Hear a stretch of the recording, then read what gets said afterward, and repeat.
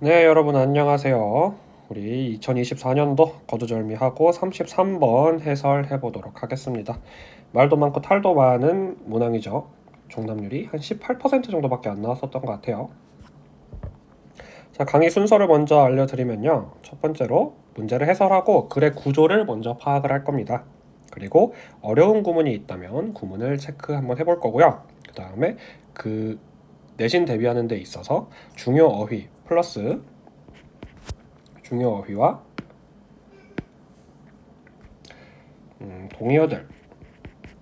동의어까지 한번 체크해 보겠습니다. 그리고 마지막으로 내신 대비해서 어떤 변형 문제가 나올 수 있을지 여러분들이 확인해 볼 수 있는 시간을 가지도록 할 거예요. 자, 그러면 38번 요거는 38번이 아니죠. 미안합니다. 33번 문제 해설해 보도록 하겠습니다. 자, 먼저 이 글은 구체적으로 보면은 보통 4가지의 구조로 이루어져 있습니다. 자, 첫 번째 구조부터 먼저 볼까요? 시작을 해보시면 There have been psychological studies. 자, 여기까지 한번 끊어줘야겠죠. 거기에 무엇이 있었대요? 심리학적인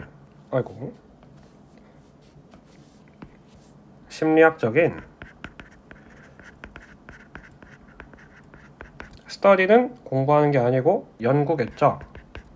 심리학적인 연구가 있었습니다. in which는 where이니까 그 연구에서 무엇이 일어났냐라는 말일 거고, 그 연구에서 subject들은요, 여기서 말하는 subject는 주어나 과목이 아니고 무엇이죠? 자, 조용히 하시고요. 우리 고양이. 자, 주어가 아니고 뭐였죠? 네. 그 연구의 대상들이죠. 연구 대상. 거기서 연구 대상들이 were shown 했다는 건 뭐죠? 보여짐 당했다. show는 사형식 동사로 간목, 직목이 있기 때문에 비동사 B 플러스 PP 수동태가 되면은 보여짐 당했다. 무엇을 보여짐 당했는데? 라는 말이 나와야겠죠. 사진을 보여짐 당한 것입니다. 사진을 보게 되었다라고 할 수 있겠죠. 어떤 사진을 보았대요? People's faces. 사람들의 얼굴에 대한 사진을 보았다. 그리고 asked to identify. 뭐 하라고? ask는 묻는 게 아니고 요청받은 거죠. identify 하라고 요청을 받았대요. 구별해내라고 혹은 식별해내라고 요청을 받았습니다. 무엇을요? the expression을 표정이나 되겠죠. 표정과 state of mind. state of mind는 mind는 정신이니까 정신 상태 정도가 되겠네요. 정신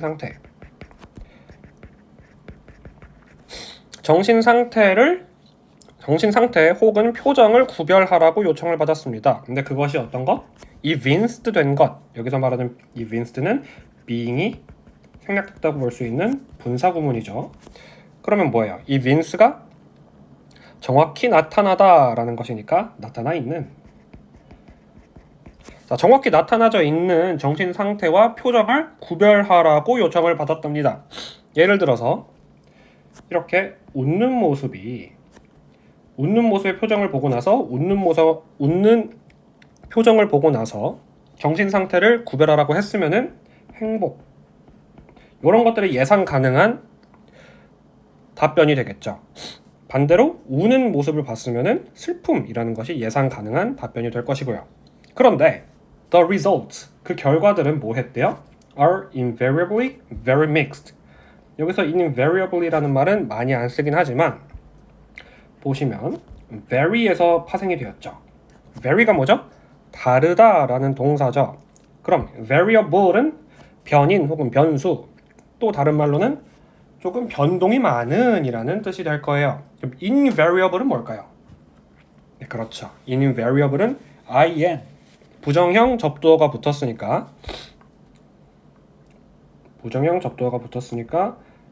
일관돼요. 변수가 없다는 말이죠. 일관되게 very mixed, 굉장히 혼합적이었다. 굉장히 혼합된 결과가 나왔대요. 자, 여기서는 여러분들이 이 이상한 영어를 우리말로 바꿀 줄 알아야 됩니다. 여기서는 영어적 지식이 아니라 언어적 지식이 필요한 거예요. 자, 결과가 혼합되었대요. 그러면 일관된 결과가 나온 거예요? 일관되지 않은 결과가 나온 거예요? 그렇죠. 일관되지 않은 결과죠. 근데 일관적으로 일관되지 않은 결과가 나왔다. 그러니까 굉장히 뒤죽박죽인 결과만 나오게 되었다라고 해석을 할 수 있는 겁니다. 그러니까 아까 말했던 예상된 답변이 나오지 않았다라고 확인해 볼 수 있는 거죠. 그래서 이것이 이제 하나의 실험에 대한 얘기를 보여주면서 주제를 도출해내기 위한 첫 번째 빌드업이라고 볼 수 있겠습니다. 그 다음으로 또 넘어가 보시면요. 또 다른 연구에 대한 얘기가 나와요. 이것이 빈칸이 들어가 있는 것이죠.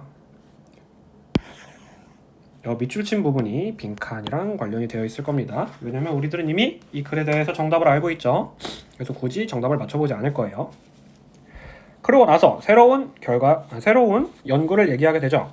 In the 15th century. 자, 17세기에 여기서 한번 끊고 The French painter and theorist. 자, 페인터는 화가고 theorist는 뭐죠? theory라는 이론이니까 이론가가 되겠네요. 자, 이론가인 찰스 르 브론이라는 사람이 그렸습니다. 뭐를 그렸대요? A series of 1년의 1년의라는 말은 뭐 한 시리즈의 한 묶음의 faces, 얼굴들을 그렸대요. 근데 그게 어떤 얼굴? illustrating 한다는 것으로 꾸며주고 있죠. 문장 끝까지 꾸며주고 있네요. 어떤 face예요? The various emotions. 묘사하고 있대요. illustrate은 묘사하다. 그런데 그냥 묘사하다가 아니죠. 그림으로써 묘사하는 게 illustrate입니다, 여러분. describe이 글로 묘사하는 거. 자, 묘사하고 있대요. The various emotions. 다양한 감정들을 묘사하고 있대요. 근데 어떤 감정들이죠? 또 that 뒤의 내용으로 감정을 꾸며주고 있네요. That painters could be called. 화가들이 could be called. 자, 전화를 할 수 있는 건가요? 아니죠. call은 요청하다라는 뜻도 있어요. 그러면 called는 요청을 받은 거죠. 그리고 could가 있으니까 요청받을 법한 감정들이라고 볼 수 있겠죠. 근데 어떻게? call on, call upon은 같은 말입니다. 요청받다. to represent. 나타내다 라는 말이죠. represent는. 나타내다. 자, 나타내라고 요청을 받은 다양한 감정들. 나타내라고 요청을 받을 법한 다양한 감정들을 묘사한 얼굴들을 그렸대요. 그러니까 뭐 다른 거는 몰라도 이 찰스 르 브론이라는 사람이 1년의 얼굴들을 그렸고 그건 다른 화가들도 그릴 법한 얼굴들이었다. 그럼 화가들이 그린 얼굴은 어떨까요? 화가들의 얼굴은 화가의 그림은 매우 자연스럽겠죠. 그리고 정확하겠죠. 그러면 우리 아까 앞에 있었던 실험과의 공통점은 뭐죠? 앞에 있었던 실험과의 공통점은 정확한 그림, 표정 그림을 그렸으니까 정확하게 나타나질 수 있는 감정이 있겠구나 라고 예상이 가능하겠죠. 그런데 이제 뒤에 내용을 보시면 What is striking about them? what부터 끝까지 what부터 them까지의 what절을 보시면요. What is striking? 자, strike이 뭐죠? 치다 라는 뜻도 있고 사업에서는 파업이란 뜻도 있어요. 근데 여기서는 ing가 붙어 있으니까 조금 충격적인 혹은 두드러지는 이라는 뜻이 될 거예요. 어쨌든 충격적인 것은 그것들 중에서 그것들에 대하여 충격적인 것은요. is that 뒤의 내용입니다. that any number of them 어떠한 그것들 중 어떠한 수도 could be substituted 될 수 있다는 것이 매우 충격적이었대요. substitute는 뭐죠? 대체하다. 그러면 B 플러스 PP니까 대체가 되는 거겠죠. 자, 뭐로 대체가 된대요? for one another. 또 다른 어떤 것으로 대체가 될 수 있대요. 뭐 없이? without loss. 손실 없이. 자, 그럼 이 말은 뭐죠? 그것들 중 어떠한 A라는 표정이 있고 B라는 표정이 있고 C라는 표정이 있고 쭉쭉쭉쭉 있는데 이것들이 다 다른 것들로 어떠한 손실 없이 대체가 되었다. 다른 말로는 구별을 할 수가 없었다. 기쁜 표정이든 슬픈 표정이든 전부 대체가 된다라는 말은 구별이 가능하지 못했다라는 거랑 같은 말이죠. 자, 그래서 이제 두 번째 공통적인 실험에 대한 내용이 나왔으니까 이 실험에 대한 이유가 나와야겠죠. 충격적인 결과가 두 개가 나왔어요. 매우 일관적으로 혼합된 결과가 나왔고 하나의 표정이 다른 표정으로 대체가 될 수 있었어. 왜 그랬을까라는 게 이 글의 핵심이 될 것입니다. 자, 그래서 다음 문장을 보시면요. 다음 문장을 보시면 지금 제가 밑줄 치고 있는 이 문장이 주제문이 될 것이에요. 그 실험에 대한 이유죠. What is missing in all this? 앞에 있었던 구문이랑 똑같네요. What부터 this. 앞에서는 what부터 them까지. 자, 그럼 what is missing in all this? 이 모든 것에서 missing, 빠져있는 것은 is any setting or context. 자, 어떠한 세팅이나 context입니다. 뭐 하기 위한? To make the emotion determinate. 자, determine이 뭐죠? determine은 결정하다. determinate은 형용사니까 결정적인이라는 뜻이 될 거예요. 그러면 make는 5형식 동사니까 목적어, 목적격 보어가 되겠네요. 그 감정이 결정적으로 되게 만드는, 그 감정이 결정적이게 만드는 어떠한 세팅은 설정이고요.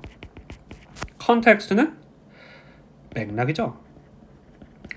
자, 감정이 그 감정을 되게 만드는, 슬픈 표정은 슬픔이라는 감정을 나타내게 만드는 그러한 설정과 맥락이 missing 되어 있었다라는 게 중요했다는 거죠. 자, 왜 우리가 이 세팅은 이 자리에 올 수밖에 없었는지, 컨텍스트는 이 자리에 있을 수밖에 없었는지에 관해서는 다음 슬라이드를 보면서 다시 한번 얘기를 할 테지만 이 세팅과 컨텍스트가 이 글에 대한 중심 소재가 될 것이고 주제문이 될 것입니다. 알겠죠? 자, 그러고 나서는 우리는 왜 이러한 이유를 가지게 되었는지에 관하여 뒷받침 문장들이 쭉쭉쭉 서술되어 있어요. 그 말은 즉슨 뭐죠? 우리는 정확한 독해를 했다면 처음부터 what까지 앞에 있는 부분만 읽었어도 빈칸을 맞출 수 있었다 정도가 되는 거겠죠. 자, 그러면 빠르게 넘어가 보시죠. We must know. 우리는 무조건 알아야만 해. 무엇을? Who this person is. 첫 번째 who절, who 관계절, 그리고 who 관계절, what 관계절, 또 what 관계절. 굉장히 여러 개가 많이 나오고 있습니다. 자, 우리는 알아야 됩니다. Who this person is. 이 사람이 누군지 알아야 돼요. 그리고 who these other people are. 다른 사람이 누구인지도 알아야 돼요. 그 다음에 또 뭘 알아야 돼? Their relationship is. 이 사람, A라는 사람은 누구고 그 다른 사람은 누군지, 그리고 그간의 관계는 또 어떤지에 대해서 알아야 되고, 그 다음에 What is at stake in the scene? 자, 여기서도 해석이 조금 어려울 수 있는데 여기 at stake라는 말이 뭔가 무언가 위험한 혹은 어디에 무언가 성패가 달려있는 이라는 뜻이에요. 그러면 이 relationship이랑 비슷한 겁니다. 자, 그 장면에서 무엇이 중요한지, 그러니까 그 장면은 배경이겠죠? 그 배경과의 관계는 어떠한지, 이러한 모든 세팅과 컨텍스트의 맥락이 중요하다라는 것을 얘기해주고 있는 거죠. 그것들이 있어야 됩니다. 똑같은 말을 반복하고 있는 거. 그 다음에 in real life. 자, 실제 삶에서는요, as well as는 A, B라고 했을 때 B에서와 같이 A죠. 페인팅, 그림에서와 같이 실제 삶에서도, 여기서 한번 끊고, we do not come across. 우리는요, come across 하지 않습니다. come across라는 말은 뭐죠? 마주치다. 우리는 마주치거나 만나지 않아요. 무엇을? 오직 얼굴들만 마주하진 않아요. 그러면 우리는 무엇을 마주해요? We encounter. 우리는 마주칩니다. 어떠한 곳에서? in particular situations. 어떠한 특정한 장소 혹은 상황에서 우리는 맥락이 필요하다라는 말을 또 반복하고 있죠. 우리는 맥락이 필요해요. 그리고 our understanding of people. 우리의 사람에 관련한 understanding, 이해는요. cannot somehow be precipitated. somehow는 뭐 다소간 이란 뜻이지만 뭐 굳이 필요 없는 거. 우리의 사람에 관한 understanding, 이해는요. be precipitated. 촉발될 수 있습니다. 촉발되는. 그리고 and held. cannot이니까 미안해요. 촉발될 수 없습니다. 겠죠? 그 다음에 held. 가져질 수 없어요. 유지될 수 없어요. 어떠한 상태로? isolated 된 상태로. isolate은 고립된 이란 뜻이죠. 고립된. 무언가와 따로 떨어져서 라는 뜻이니까 무엇으로부터 따로 떨어져서 유지될 수 없습니다. 뭐로부터? From the social and human circumstances. 사회적이고 인간적인 상황과 관계들로부터 따로 떨어져서 고립돼서 유지될 수가 없다라는 거죠. 그러니까 우리는 맥락이 필요하다 안 필요하다? 필요하다라는 말이죠. 그리고 나서 여기 in which가 또 나오네요. in which는 그 상황을 소식해주는 관계 부사절이죠. 그곳에서 they, 그들은, 그리고 우리는 live, 살고요, breathe, 숨쉬고요, and have our being, 우리의 존재를 갖습니다. 자, 요 말은 뭐죠? 그냥 우리는 상황 맥락이 필요하다라는 뜻이 되겠죠.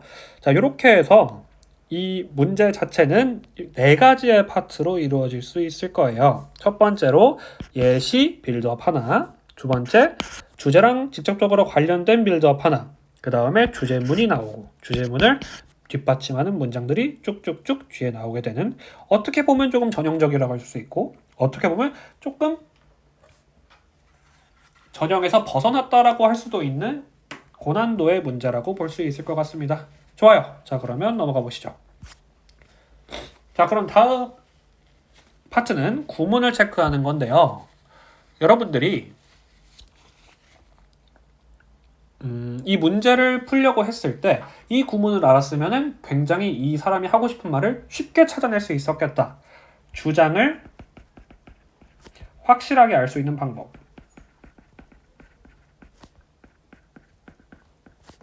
알 수 있는 방법을 구문에서부터 알 수 있었겠다라고 생각할 수 있는 부분을 가지고 왔습니다. 자, 지문을 발췌했어요. 아까 봤던 내용인데 우리 빈칸이죠. What is striking about them?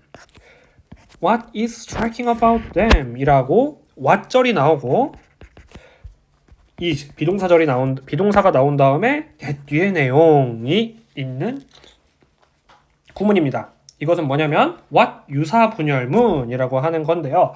굳이 이 이름에 대해서 알 필요는 없어요. 다만 이 sentence, 이러한 폼이 나오면은 우리는 어디에 집중해서 읽어야 되는가를 알아야 됩니다. 자, 결론부터 얘기를 하면 제가 지금 윗줄을 치고 있는 이 부분, 우리 비동사 뒷부분에 포커스를 두고자 하는 구문이에요. 그냥 쉽게 얘기할 수 있을 거예요. I need a pencil. 나 그냥 펜이 필요해 라고 쉽게 얘기할 수 있죠. 근데 더 강조하기 위해서 우리는 이런 말을 씁니다. What I need is a pencil. 이렇게 하면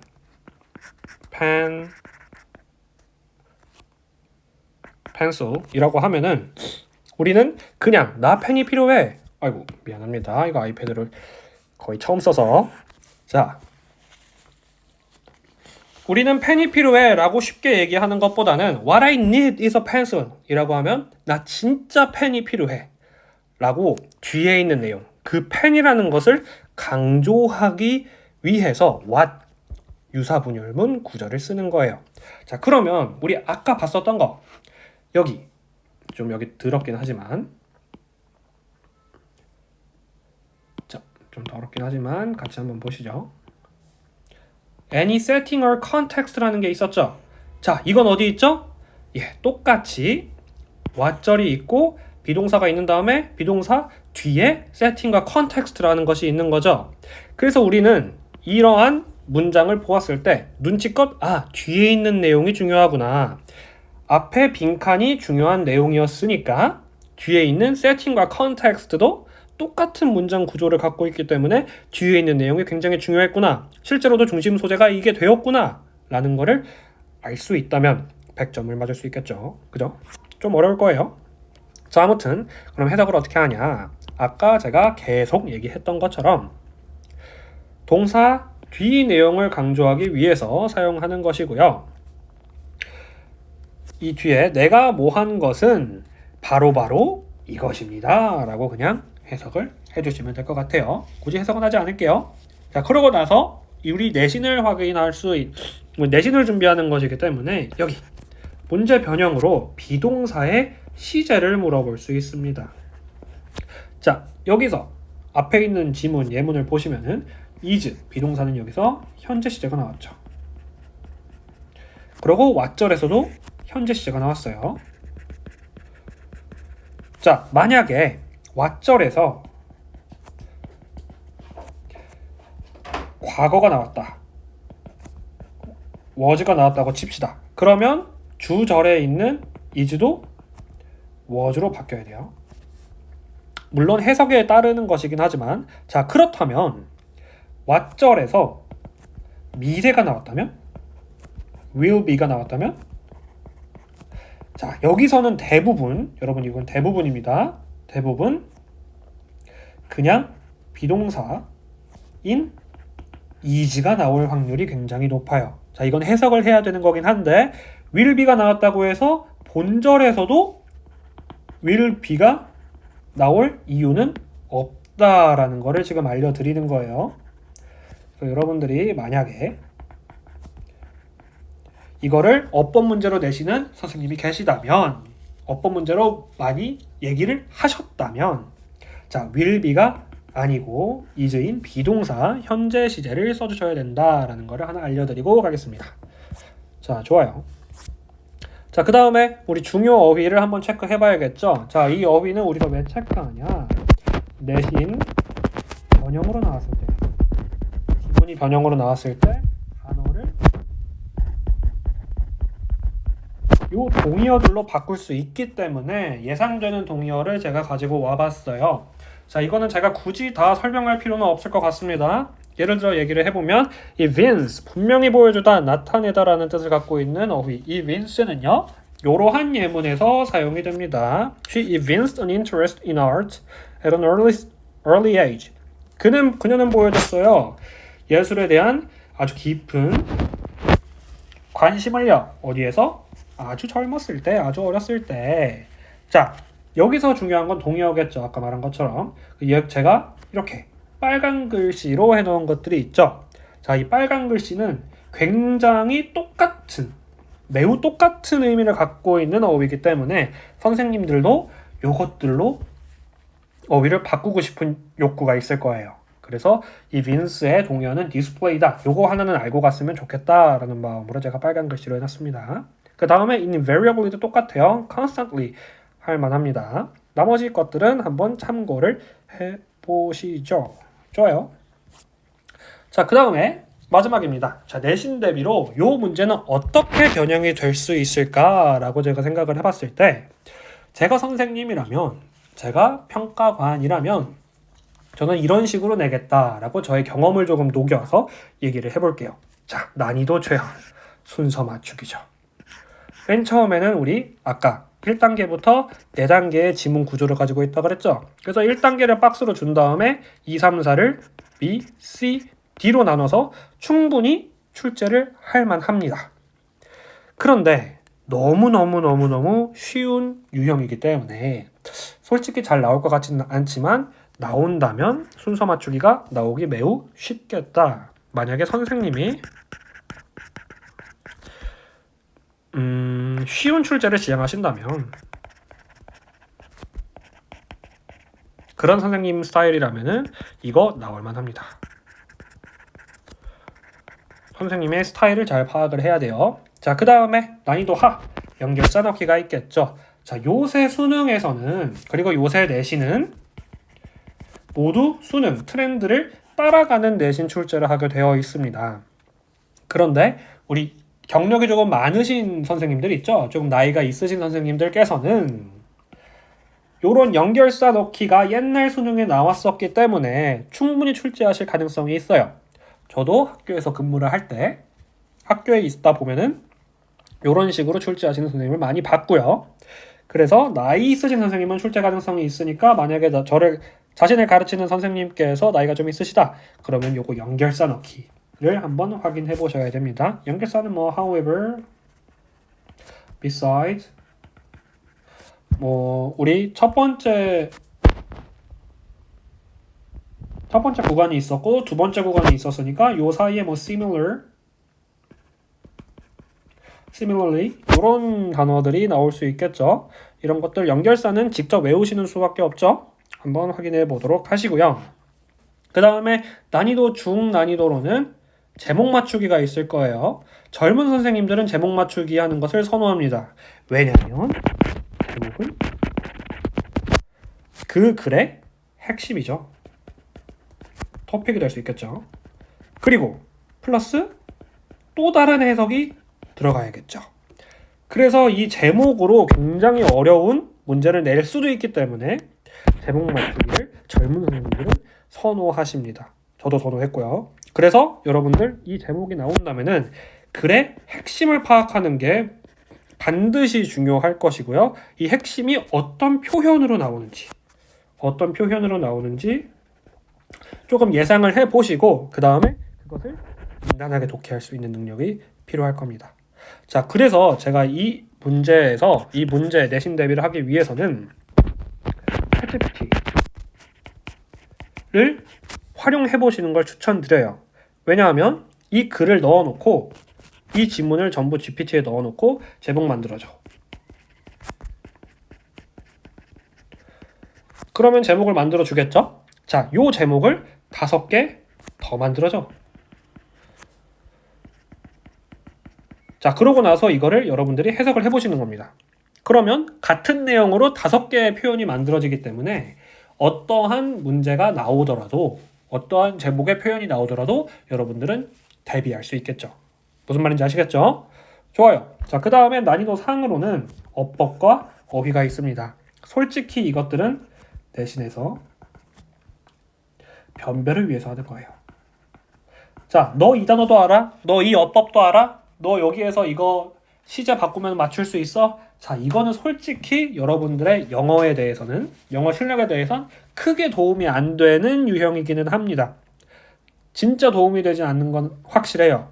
그렇지만 어쨌든 우리 내신은 변별을 해야 되죠. 평가에서는. 그렇기 때문에 조금 어렵게 내고 싶다. 그리고 자신이 상위권이다. 나는 상위권 학생이에요. 그렇다면은 선생님들이 수업 시간에 자세히 언급한 구문이 있을 겁니다. 자, 이 구문 같이 확인해보자 라는 것들이 있다면 꼭 밑줄을 쳐놓고 확인을 해보신 다음에 그것이 어떻게 변형이 될 수 있는지 선생님께 여쭤보시고 수업 내용을 잘 파악해 놓는 게 중요할 것 같아요. 그러니까 학교 수업 잘 들어봅시다. 알겠나요? 좋습니다. 자, 그러면 이번 문제는 여기서 마무리하도록 할게요. 고생하셨습니다.